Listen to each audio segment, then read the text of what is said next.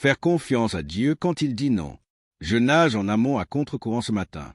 Il y a toutes sortes de gens qui vous enseignent sur quand Dieu dit oui, comment appeler, comment réclamer, comment attendre, comment recevoir.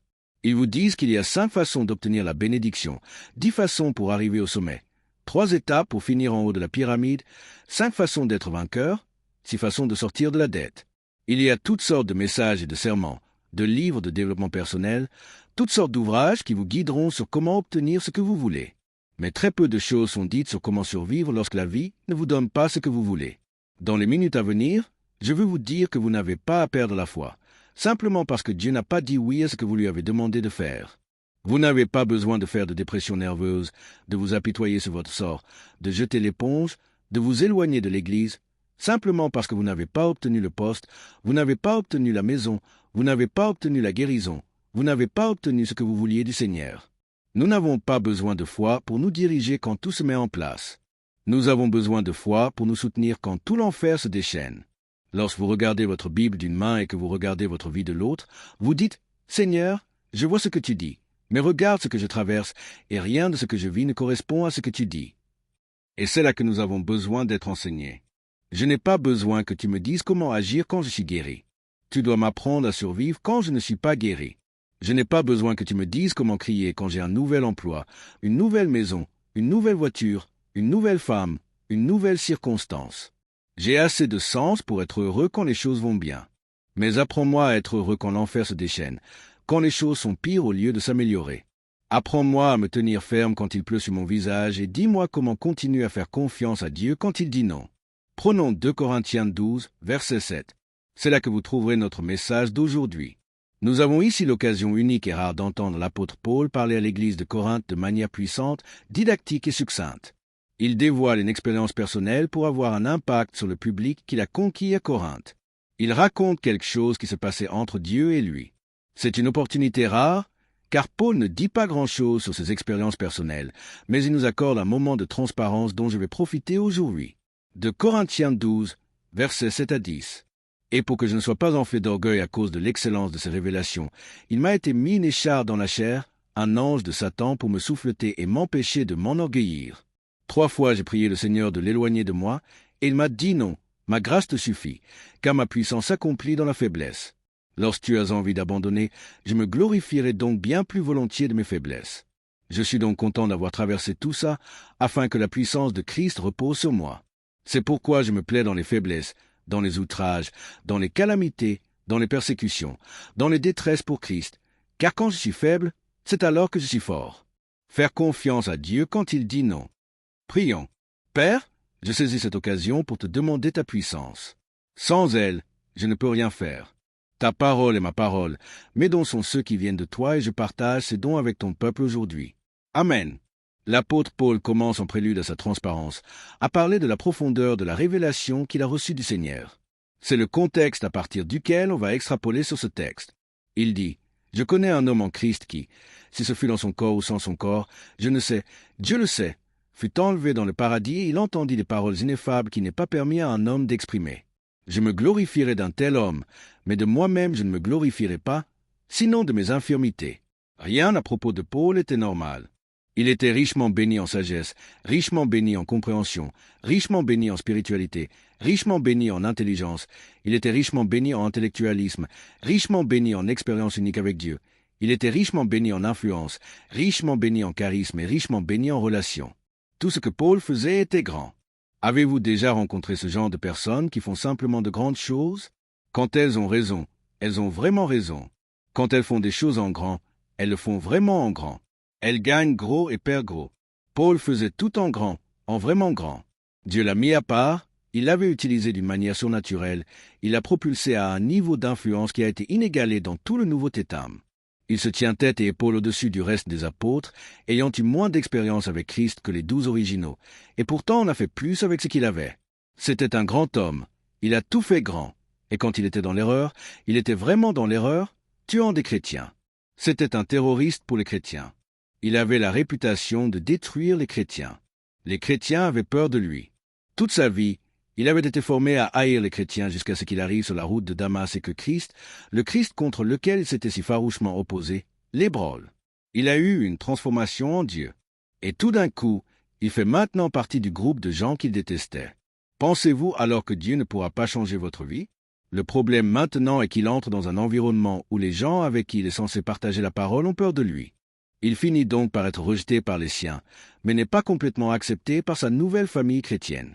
Marginal. Dieu aime les marginaux. Il aime les gens qui ont été rejetés et ostracisés et qui ne correspondent à aucun camp. Je suis content car j'en suis à moi aussi. Parce que lorsque nous ne suivons pas les fluctuations du monde qui nous entoure et que nous avons l'audace d'être singuliers, une gloire spéciale repose sur nous. Un sens spécial du dessein divin de Dieu tombe sur nous de façon surnaturelle. Et Paul avait ce genre de gloire. Il avait la révélation et il avait vu des choses dans l'esprit qui, selon lui, n'étaient pas permis à un homme d'exprimer. Quand les gens savent que vous êtes doué, ils sont fascinés par votre don, mais ils ne comprennent jamais que derrière chaque don, il y a un prix à payer. J'ai rencontré un frère l'autre jour qui m'a dit « Je veux une double portion de ton esprit. Je veux marcher dans l'onction dans laquelle tu marches. » J'ai dit « Fais attention à ce que tu demandes, parce que les gens voient la preuve extérieure de votre don, mais ils ne voient pas les douleurs intérieures qui accompagnent le fait d'être qui vous êtes. Et ce n'est pas seulement valable pour moi. Il y a des gens en ce moment qui regardent votre vie et qui font asthme. Ils en bavent et se disent « J'aurais aimé avoir ce qu'elle a, j'aimerais avoir ce qu'il a, j'aimerais avoir cette opportunité. » Cela ne dit pas l'étrange à quel point la maison semble différente lorsque vous la voyez de l'allée plutôt que du couloir. Paul dit « Pour que je ne sois pas enflé d'orgueil à cause des choses qui ont bien fonctionné, Dieu m'a équilibré avec les choses qui ont mal tourné. Pour que je ne sois pas enflé d'orgueil par tout ce qu'ils disent de moi, Dieu m'a équilibré avec qui je suis. » On m'a interviewé l'autre jour et ils m'ont dit « C'est incroyable, vous semblez ne pas savoir qui vous êtes. Vous vous comportez comme un homme ordinaire, alors que vous avez fait ceci et vous avez fait cela. Et comment parvenez-vous à rester si humble? » On m'a posé cette question à peu près 25 fois, et je trouve ça drôle. Mais je leur ai répondu, c'est parce que je me connais. Je n'ai pas beaucoup de problèmes, cela ne m'a jamais posé de problème. Vous connaissez mon personnage, mais moi, je me connais. Je connais l'équilibre entre ce qu'ils disent de moi et qui je suis vraiment. Vos idéaux contrebalancent vos réalités. Vos forces contrebalancent vos faiblesses. Vos triomphes contrebalancent vos tragédies. Tout le monde les a. Personne n'y échappe. Ne laissez pas les riches vous tromper, car dans certains domaines de leur vie, ils sont pauvres. Ne laissez pas les pauvres vous tromper, car au milieu de toute leur pauvreté financière, si vous vous rapprochez d'eux, vous constaterez que les plus pauvres d'entre vous ont une richesse qui ne peut être classifiée nulle part. La vie est juste. Si vous avez une révélation profonde, si vous avez des connaissances surnaturelles, il y aura toujours quelque chose à équilibrer. Vous allez être sage d'un côté et idiot de l'autre. Vous allez être victorieux sur ci et vous allez être victime sur ça. Chaque vainqueur est une victime dans un domaine de sa vie et chaque victime est un vainqueur dans un domaine de sa vie, même s'ils ne vous le disent pas. Ce n'est pas tant de l'ennemi qu'une telle douleur vient. Paul dit, « Pour que je ne sois pas enflé d'orgueil, Dieu a envoyé un ange de Satan pour me souffleter. » Le mot « souffleter » en grec veut dire « donner des coups de poing forts pour battre ma chair ». Je veux parler à toutes les personnes bénies dans cette salle, qui ont été bénies dans un domaine de leur vie, et avant que vous ne vous enivriez du succès que vous avez eu, on vous a frappé, souffleté dans un domaine. Ce n'est peut-être pas un domaine visible, ce n'est peut-être pas apparent, ce n'est peut-être pas reconnaissable, ce n'est peut-être pas reconnu, mais quelque part dans votre vie, si vous êtes doué, si vous êtes vraiment élevé, si vous êtes vraiment béni, si vous êtes très privilégié, quelque part dans votre vie, on vous donne des coups dans le ventre. C'est pourquoi l'agression de ceux qui ne vous aident pas devient si accablante dans votre cœur, parce que vous ne comprenez pas pourquoi les gens vous haïssent et vous attaquent. Ne voient-ils pas que dans les coulisses, quelque part, on vous donne déjà des coups pour me souffleter, dit-il, dans ma chair? Vous savez, cela a toujours été un grand débat à ce à quoi Paul était confronté. Il y a eu toutes sortes de conjectures et toutes sortes d'idéologies qui remontent depuis des centaines et des centaines de milliers d'années, et les sages des âges ont débattu sur ce qu'étaient les chars dans la chair de Paul. Et donc, j'ai pensé qu'aujourd'hui, je démystifierais toute préoccupation que vous pourriez avoir quant à ce que c'était exactement. Eh bien, je n'en ai aucune idée. Vous pensiez que j'allais vous dire quelque chose de vraiment profond, n'est-ce pas, et d'intellectuel? Mais je ne sais pas. Cependant, je pense que Dieu le laisse opaque, afin que nous remplissions les trous nous-mêmes, pour qu'on reconnaisse que nous avons tous quelque chose de différent, qui nous donne des coups de poing, qui nous équilibre, qui nous incite à prier. Cela nous fait gémir au milieu de la nuit. Cela nous incite à crier à Dieu. J'ai besoin de toi. J'ai besoin de toi, Seigneur. Je ne peux plus supporter ça. Je ne peux plus supporter ça, Seigneur. C'est trop pour moi. Je ne suis pas heureux. J'ai toutes ces choses, mais je n'ai pas de paix. Ou alors j'ai toute cette paix mais je n'ai rien. Et il dit, ce sont ces choses-ci qui assaillent mon âme, qui me donnent des coups de poing dans le ventre, qui équilibrent tout accomplissement que j'ai réalisé et qui me ramènent dans l'humilité. Nous ne savons pas ce que c'était, mais nous savons ce qu'il ressentait à ce sujet. Il a imploré Dieu à ce sujet. C'était à la fois douloureux en privé, et nous savons maintenant que c'était humiliant en public. C'est pourquoi certaines personnes pensaient que c'était une épilepsie, car seulement une crise d'épilepsie pouvait arriver en public comme ça, en plein milieu de toute cette sagesse, profondeur et intelligence, et l'humilier à ce point. Peu importe ce que c'était, mais c'était vraiment humiliant. C'était débilitant. Et quoi que cela ait été, ce n'était pas seulement secrètement douloureux, c'était humiliant publiquement, car ça arrivait en plein milieu de ce qu'il essayait de faire et de ce qu'il essayait d'être. D'autres ont dit que c'était la cécité et qu'il trébuchait et ne pouvait pas bien voir. En effet, nous savons aussi qu'il ne voyait pas bien et qu'il n'était pas particulièrement beau non plus. Mais malgré tout ça, il était brillant. C'était un intellectuel. Alors j'essaie de vous faire voir comment la vie s'équilibre et comment personne n'a tout. Personne n'est exempt de douleur et j'essaie de vous faire comprendre que Dieu est juste même s'il n'est pas équitable. Il doit être juste et il équilibre les choses afin que vous n'affrontiez pas ce monde sans utiliser le canal lacrymal qu'il vous a donné.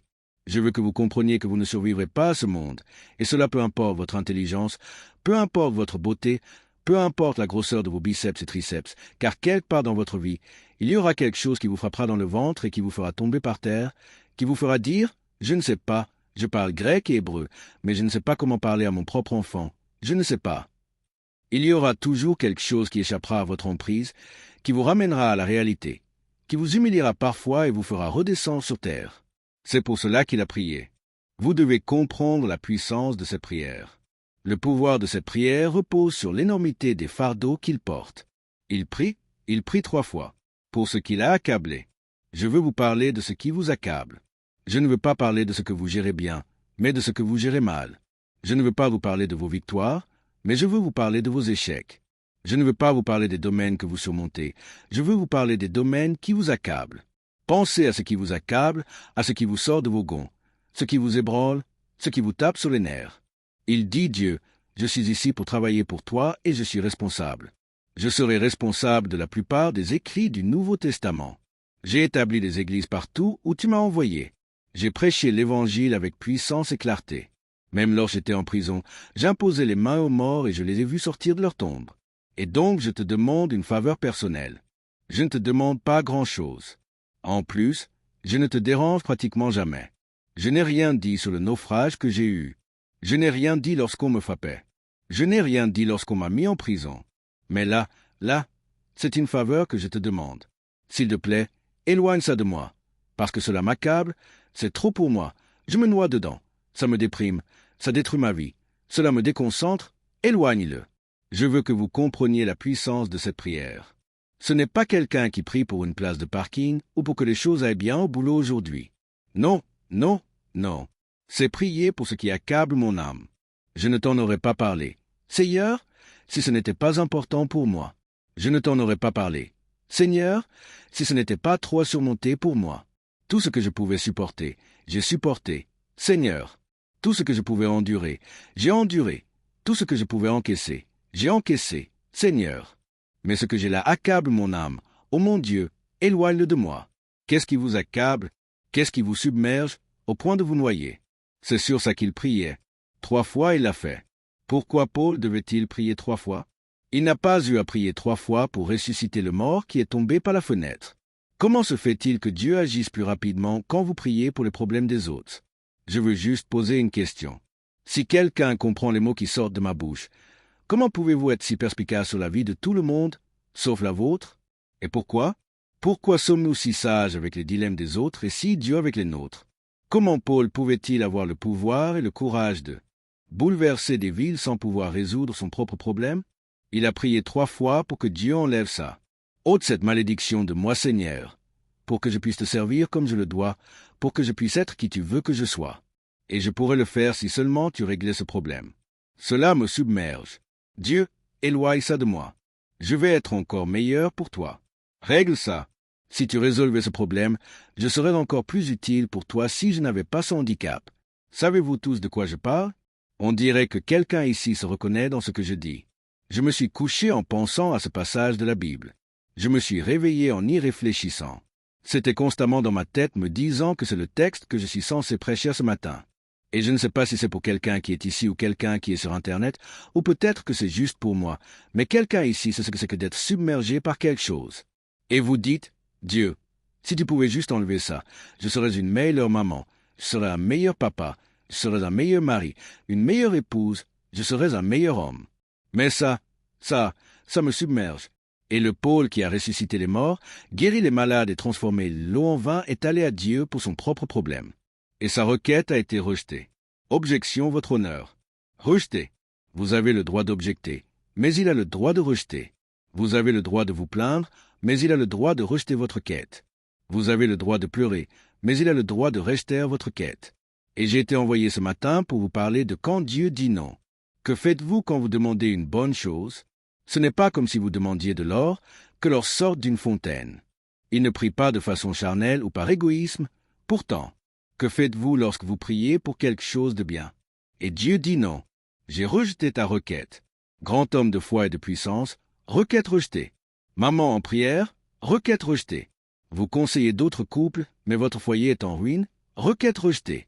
Vous avez de si bons conseils pour les collègues de travail, mais vous rentrez chez vous et vous voulez sauter par la fenêtre. Vous priez, vous priez, vous priez, requête rejetée.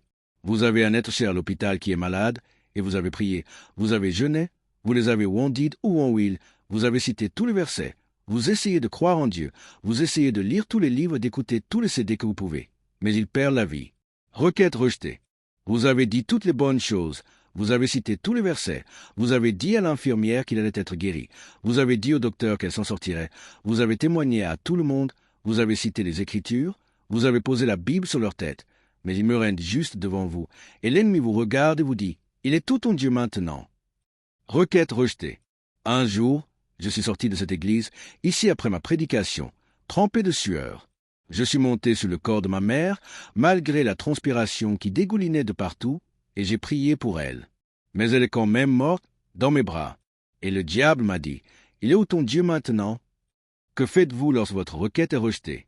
Vous avez demandé à tout le monde de prier pour le bébé, mais il est quand même mort-né. C'est pour ces choses que nous avons besoin de direction, et c'est ce qui se passe dans ce texte. C'est ce qui arrive à l'apôtre Paul. Paul, les gars, l'apôtre Paul. Vous savez, si c'est arrivé à Paul, le gars qui écrit la Bible, eh ben on devrait ficher la paix à Dieu. Nous avons déjà vu cette triple prière auparavant. Seulement, cette fois, ce n'était pas Paul. C'était Jésus qui a dit, « Eh, papa, je sais que tu m'as envoyé ici pour faire ça, mais revoyons un peu le contrat et modifions quelques documents. Mais est-il possible que cette coupe s'éloigne de moi? » 3 fois, il a prié. Même lui n'a pas pu faire changer le père David, lui, le fils. Finalement, il dit, « Non pas ce que je veux, mais ce que tu veux. » Paul a prié 3 fois et Dieu a dit non. Requête rejetée. Et puis, il lui dit, « J'ai dit non, Paul, parce que ma grâce te suffit. Je sais ce que tu penses, que ton plan est suffisant. » Il dit, « Mais ta grâce, ma grâce te suffit. J'ai considéré ma grâce avant d'autoriser qu'on te touche. J'ai déjà tout mesuré. Je ne te laisserai pas être attaqué à ce niveau si je ne te donnais pas assez de grâce. Vous savez, la raison pour laquelle nous pouvons venir ici tous les dimanches et vous faire asseoir en toute sérénité, c'est que les bancs ont été construits selon les spécifications d'une certaine char qui s'adapte au poids de ceux qui sont assis sur ce banc. Nous ne vous ferions pas asseoir sur ce banc si les spécifications n'avaient pas vérifié que la charge allouée au banc était telle qu'il supporterait le poids de l'intégralité des gens qui s'asseraient dessus, bien avant que vous ne vous asseyiez dessus. Dieu a donc dit, « J'ai considéré la charge avant de mettre la douleur dans ta vie. Et je sais que tu penses que tu ne peux pas le supporter. Je sais que tu penses que tu ne peux pas endurer ça. Je sais que tu penses que tu vas perdre la tête. Je sais que tu as envie de te jeter à la mer. Mais je veux juste te dire que je ne vais pas l'arrêter. Je ne vais pas l'enlever. Je ne vais pas te donner ce que tu veux car ma grâce te suffit. » Dites à quelqu'un, « J'ai la grâce pour ça. J'ai la grâce. J'ai la grâce pour ce moment de ma vie. J'ai la grâce pour cette situation. Je n'aime pas ça, mais j'ai la grâce pour ça. Ça fait mal, mais j'ai la grâce pour ça. J'ai des ennuis, mais j'ai la grâce pour ça. Je peux pleurer, mais j'ai la grâce pour cela. Je suis dans un tourment, mais j'ai la grâce pour cela. J'ai la grâce pour la vie que je mène, pour les situations auxquelles je fais face, pour les gens auxquels je fais face et pour les problèmes que j'ai dans ma vie. Et ne laisse pas mes larmes te tromper. Tu peux me trouver en train de pleurer tout le temps, mais quand je finirai de pleurer, je t'en mettrai une. Parce que j'ai la grâce pour ça. Je n'ai peut-être pas d'argent pour cela, mais j'ai la grâce pour cela. Je n'ai peut-être pas d'amis pour ça, mais j'ai la grâce pour cela. Je n'ai peut-être pas de mari, mais j'ai la grâce pour cela. J'ai peut-être un enfant malade, mais j'ai la grâce pour cela. J'ai la grâce. J'ai presque fini. Un de mes versets préférés, et je ne le donne que rarement, car ça fait partie de mes choses privées, et je le garde pour les jours où l'enfer se déchaîne dans ma vie. Mais je vais quand même le partager avec vous. Je le sors quand le diable me pousse à bout. C'est le verset qui dit au diable, « Dégage de ma vue ». Quand j'ai des périodes où je ne peux pas sortir, où je ne veux pas sortir du lit le matin, c'est là que je l'utilise. C'est dans Deutéronome 33, 25 que ta vigueur dure autant que tes jours. Que ta vigueur dure autant que tes jours. C'est-à-dire, plus les choses sont difficiles, plus grande est la force. Plus l'épreuve est difficile, plus grande est la puissance. Vous voyez, vous n'utilisez pas cela pour une bonne journée. Vous devez garder ça pour une mauvaise journée. Qu'on enferce des chaînes et vous avez peur de sortir du lit pour faire face aux problèmes. Dieu dit que ta vigueur dure autant que tes jours. En d'autres termes, j'ai mesuré la journée avant de libérer la force et je suis sûr que je t'ai donné assez de force pour faire face à tout dans cette journée. Que ta vigueur dure autant que tes jours. Paul dit, « Je me glorifierai donc bien plus volontiers de mes faiblesses parce que je commence à réaliser que les tribulations sont une indication de la grâce que j'ai pour surmonter la situation. » Entendez-vous ce que je dis? Il ne m'aurait pas fait passer par là s'il ne m'avait pas qualifié pour les endurer. Donc je me glorifie de mes faiblesses. Finalement, il se réjouit. Comment peut-il être submergé, puis prier à ce sujet, avoir sa requête rejetée, et maintenant se réjouir? Je pensais que je ne pouvais pas me réjouir, que je ne pouvais me réjouir que quand je n'étais pas rejeté. Mais il dit que le saint chevronné sait comment se réjouir dans les tribulations. Le saint inexpérimenté se réjouit lorsqu'il sort d'une tribulation, mais le saint expérimenté se réjouit dans la tribulation. Comment puis-je me réjouir de ceci? C'est pas beau à voir, si c'est humiliant, si c'est douloureux, si c'est personnel, si c'est traumatisant. Parce qu'il te fait confiance dans les problèmes, parce que tu as passé suffisamment d'épreuves pour qu'il sache que tu peux les gérer maintenant, parce qu'il va se révéler dans ta vie d'une manière nouvelle, parce qu'il va être gros glorifié à travers les circonstances que tu as endurées, parce qu'il va augmenter ta charge, augmenter ta force. Et oui, tu auras peut-être plus de problèmes, mais tu auras plus de gloire, plus d'onction, plus de bénédiction, plus de sagesse, plus de puissance, plus d'intégrité, plus de force, plus de ténacité, plus de volonté. Plus de ceci signifie plus de cela. Plus de ceci signifie plus de cela.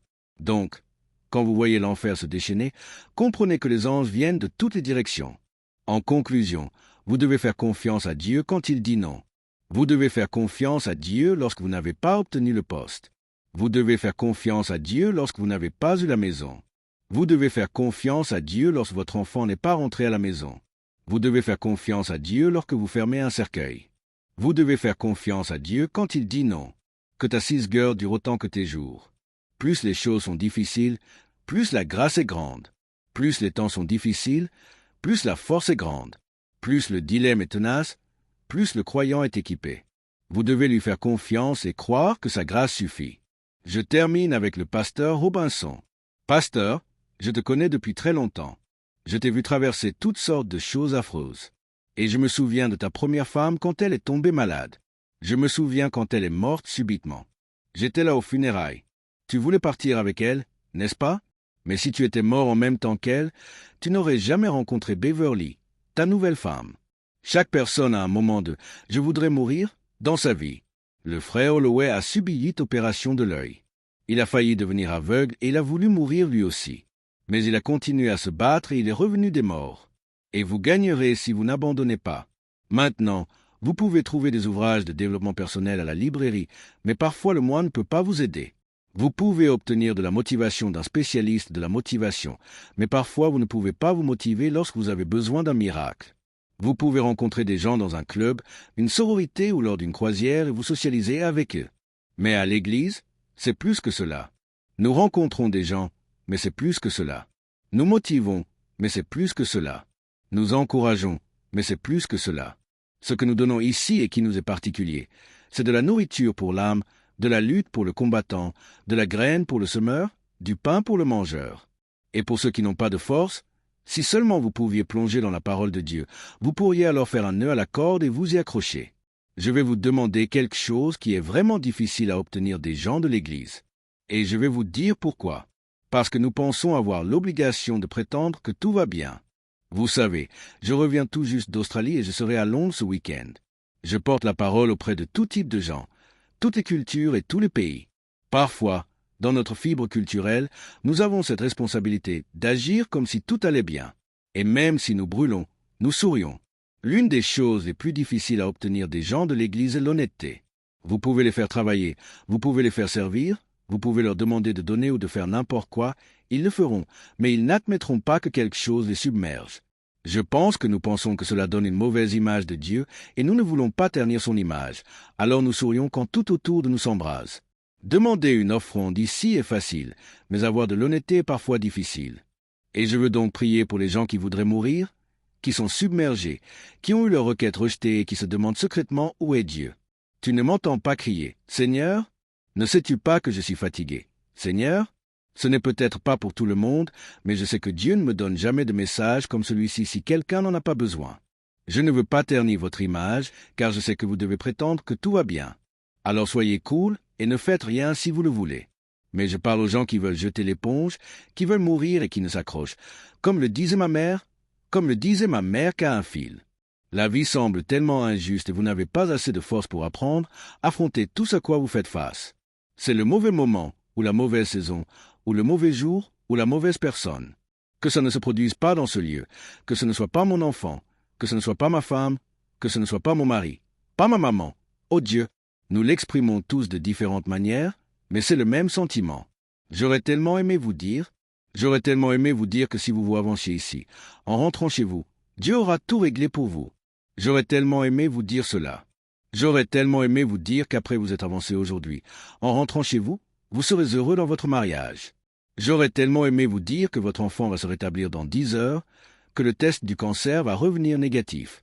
J'aurais tellement aimé vous dire cela parce que j'ai déjà vu Dieu faire tout cela. J'ai vraiment vu cela encore et encore, mais pas à chaque fois. Pas à chaque fois.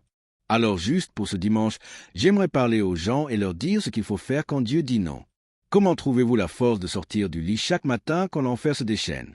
Tout d'abord, essuyez vous-même les larmes de votre propre visage parce que vous n'avez personne d'autre pour les essuyer pour vous. La raison pour laquelle je devais prêcher ce message et la raison pour laquelle vous deviez être ici est que Dieu voulait que vous sachiez que sa grâce vous suffit, que vous pouvez puiser en lui et tirer ce dont vous avez besoin pour surmonter chaque jour de votre vie, qui ne permet pas à l'ennemi d'envoyer quoi que ce soit dans votre vie.